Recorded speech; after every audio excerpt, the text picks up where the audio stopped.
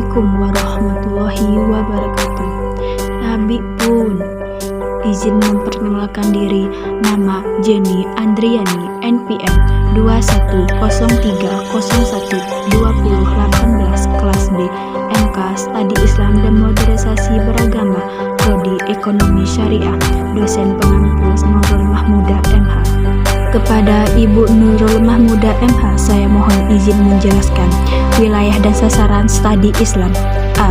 Hakikat dan watak dasar ajaran Islam. Dari segi hakikat, Islam adalah agama semesta, karena Islam maknanya ialah berserah diri dan patuh kepada perintah yang memberi perintah dan larangannya tanpa membantah, sebagaimana tunduknya makhluk-makhluk lainnya seperti bumi, bulan, matahari. Mereka itu adalah Muslim.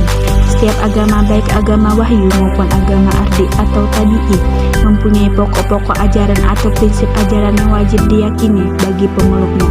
Pokok ajaran ini sering disebut dengan istilah dogma, yakni setiap ajaran yang baik dipercaya atau tidak, bagi pemeluknya wajib untuk mempercayainya.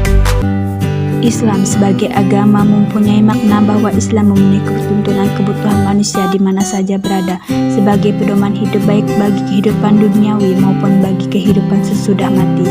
Dimensi ajaran Islam memberikan aturan bagaimana cara berhubungan dengan Tuhan atau Khaliknya, serta aturan sebagaimana caranya berhubungan dengan sesama makhluk, termasuk hubungan dengan alam sekitar atau lingkungan hidup. Dalam kehidupan di dunia ini, manusia senantiasa berusaha memenuhi kebutuhan rohani jasmani melalui berbagai upaya. Disadari atau tidak, dalam proses pemenuhan tersebut, di atas muncul persaingan baik yang dilakukan oleh individu, kelompok masyarakat, bangsa, bahkan antara bangsa di dunia ini. Padahal di sisi lain, kedamaian dan ketentraman yang diharapkan setiap manusia sering terganggu oleh adanya persaingan itu. Untuk terciptanya perdamaian sejarah manusia di dunia sekarang ini hanya tinggal mempunyai satu kesempatan, yaitu berperannya Islam di gelanggang kehidupan untuk membuktikan kemampuannya dalam memimpin hidup. Menurut Taufiqullah, ada 5 daya kemampuan untuk terciptanya perdamaian dunia, yaitu yang pertama, Islam mendorong kemajuan berpikir untuk memudayakan Islam ini dengan mengintegrasikan antara akal, wahyu, serta alam ini sebagai tugas amanah kealifan untuk mengurus dunia. Di dalam Islam tidak ada kontraksi antara wahyu ilahi dan rasio. Yang kedua, yaitu Islam adalah agama yang balance atau seimbang, tidak lebih menitik beratkan kepada kehidupan akhirat, tetapi seimbang antara dunia dan akhirat, sebab dunia ini sebagai jembatan ke akhirat dan prestasi dunia yang menentukan derajat kedudukan di akhirat. Juga tidak menitik beratkan kepada rohani, sebab antara rohani dan jasmani tidak dapat dipisahkan. Dan yang ketiga, yaitu memiliki atau membawa pokok-pokok ajaran atau prinsip-prinsip dalam segala bidang kehidupan meliputi akidah, ibadah, akhlak warga, sosial, politik, ekonomi, pendidikan, kebudayaan, dan kejasmanian yang ditopang dengan ketentuan iktidar kreasi untuk memenuhi ketentuan zaman. Dan yang keempat, yaitu ajaran Islam dapat dibuktikan dan dipertahankan keaslian dan kemurniannya secara ilmiah sebagai sesuatu yang datang dari Allah. Dengan demikian, ajaran Islam bisa menumbuhkan keyakinan yang kuat tanpa keraguan untuk membina disiplin hidup manusia. Dan yang terakhir, yaitu yang kelima, Islam mengajarkan agar manusia hidup untuk berjuang melaksanakan amanat Tuhan. Adapun aspek-aspek yang menjadi sasaran studi Islam agama sebagai sasaran kajian dapat dikategorikan menjadi 3, yaitu agama sebagai doktrin, dinamika dan struktur masyarakat yang dibentuk oleh agama, dan sikap masyarakat pemeluk terhadap doktrin mempersoalkan substansi ajaran dengan segala refleksi pemikiran terhadap ajaran agama.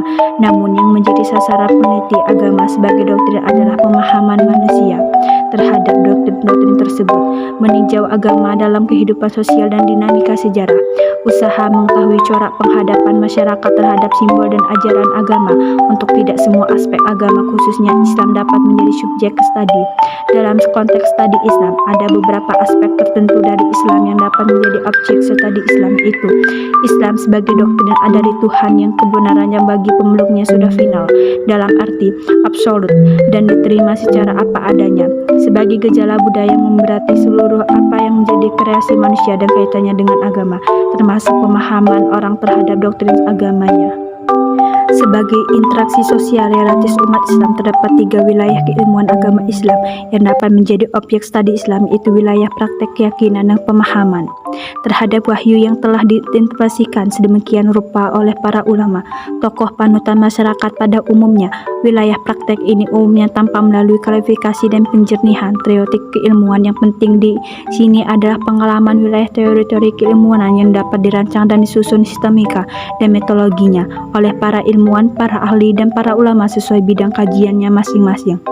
Apa yang ada pada wilayah ini sebenarnya tidak lain dari tidak mungkin adalah teori-teori keilmuan agama Islam, baik secara dedukatif dan nasya atau teks-teks wahyu, maupun secara indukatif dari praktek-praktek keagamaan yang hidup dalam masyarakat erat kenabian, sahabat Nabi, maupun sepanjang sejarah perkembangan masyarakat Muslim dimanapun mereka berada.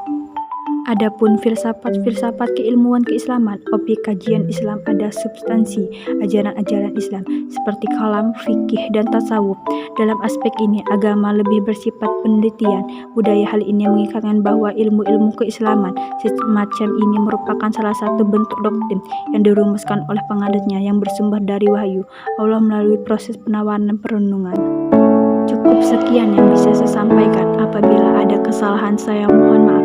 Saya akhiri. Wassalamualaikum warahmatullahi wabarakatuh.